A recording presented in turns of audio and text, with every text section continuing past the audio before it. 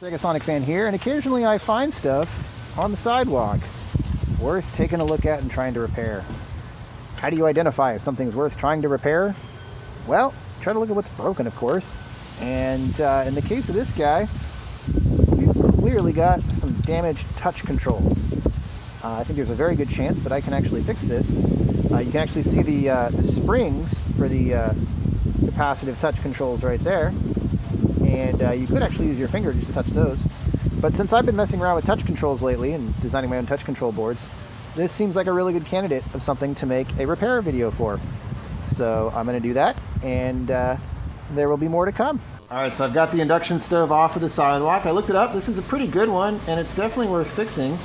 I don't think anyone else is going to fix it. It'll probably go into landfill if I don't.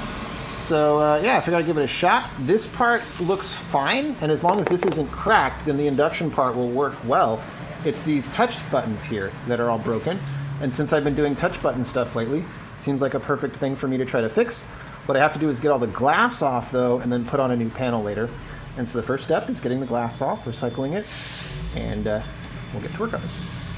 The first step here is using a heat gun. I'm using my portable works heat gun here to loosen up the adhesive underneath the glass. And this can take a little bit, but let's see what we get. You can see some of that glass is prying up. This is a similar thing you do with like cell phones when you're fixing them too.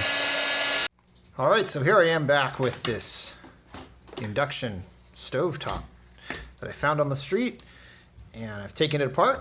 My friend right now is going to help me take some measurements to make a laser cut acrylic cover replacement for this broken glass stuff. But we're going to see about how to remove the glass and or cut away some of this plastic. There was a security bit for this case, something to note. Not a big deal for those of us that regularly open such things, but it's this screw right here, which has a little nub in the middle. So it requires, if you can make this out, this kind of drill bit. And then there was a warranty sticker that I had to puncture to get the last screw. And here we are.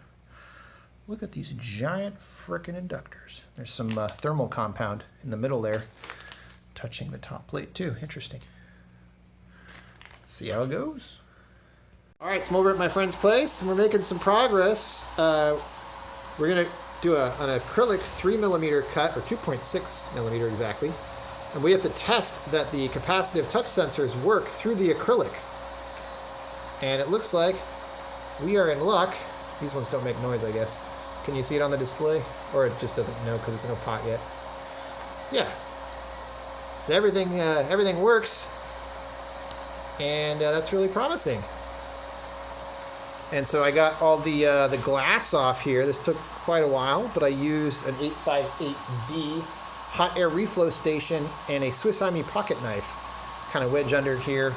One of the parts, the plastic, got a little bit warped, but it's not too bad. I'm pretty optimistic we're going to get this working today. Woohoo! So here we are with two 20 grit sandpaper and a pocket knife, cleaning off all the residue from the adhesive tape and silicone sealant. And then preparing to either spray paint this black and put a clear acrylic cover on it. This project, this repair, would not be possible without using my friend's laser cutter. Just totally amazing. Cutting 3mm acrylic panels. And using his custom water cooler. It's a water chiller for the laser cutter that he has. And then he also built this custom kind of HVAC system with an acrylic cutout for the window. It's just amazing. Really cool setup. And here we are with the two laser cut replacement panels. How cool is this? The radius was 25mm. Yeah, 25mm radius here. Oh, and M3 drill holes to tap through the plastic, and a new paint job for the underpart. Oh, this is gonna look so good. Excited. One of the last steps for this project, I've gone ahead and provided quick seal caulking sealant for any potential spills from a pot of soup. And I've also counterbore all the different screws and put in Some nice countersunk M3 black screws to match everything, and I'm just hoping this will actually dry transparent and not look terrible. Won't look perfect, but be nice if it didn't look terrible. Because obviously there'll be some additional, there's obviously a bunch of additional stuff in there. So we'll see how it goes. All right, here we are with the very nice repaired induction stove top thingy doing its cooking. I'm making an omelet right now in a soup. Pretty excited.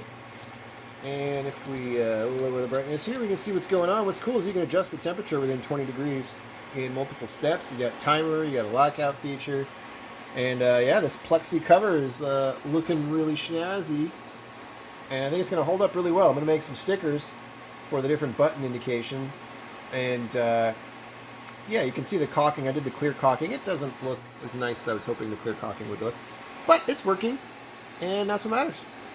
So have fun hacking and repairing your stovetop ovens using laser cut acrylic, because that's what the cool kids do. This is Segasonicfan, signing out.